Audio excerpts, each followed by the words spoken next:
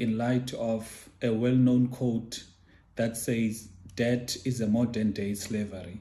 We see many countries in Africa being modern-day slaves to the international organizations such as the IMF and the World Bank and other organizations because of the high levels of debt.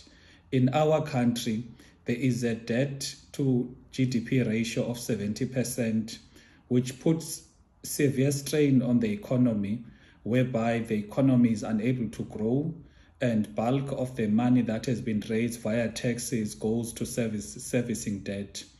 And we know that in the context of our country, which is South Africa, 380 billion per annum is paid to service debt. Now, this widens the inequalities and creates social tensions. And it leads to a state whereby unemployment is going to increase because the money that ordinarily should be utilized to build infrastructure projects, fund social programs, is used to service debt to the tune of 380 billion per annum. Now, in our view as a country, that there are significant flaws in the common framework. The first amongst them is that there is no enforceability timelines and there is no legally enforceable mechanism to manage debt.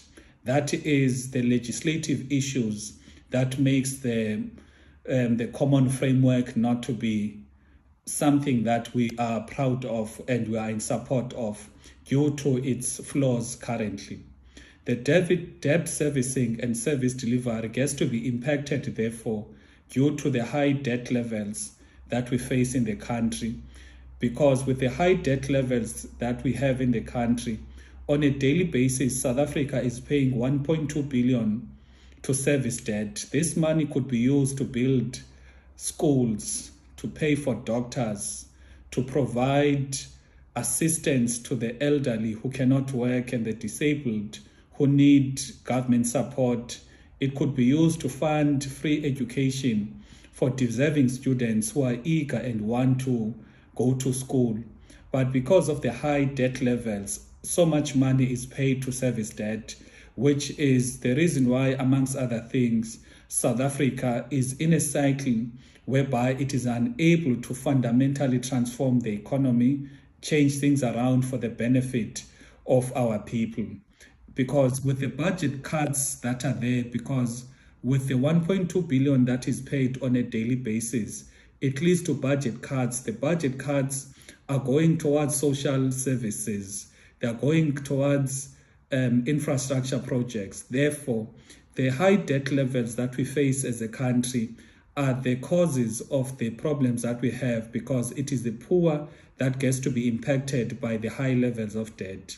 Now, we are advocating for responsible borrowing, whereby, first and most importantly, governments, not only in South Africa, but in the entire continent, must be engaged in a borrowing that is developmental in nature, that is about funding projects, capital projects that are able to provide meaningful change in the lives of the people.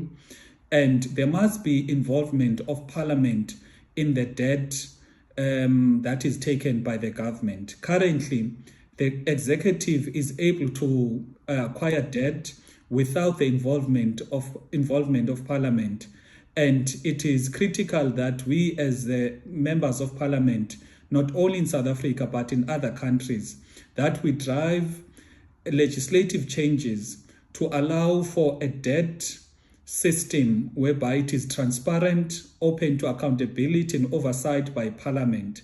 And parliaments, as the representatives of the people, who are able to have a role legislatively to ensure that there is no debt that is taken by the government that does not include Parliament as an institution having a voice, having a mechanism to scrutinize whether that debt, is it really in the best interest of the country?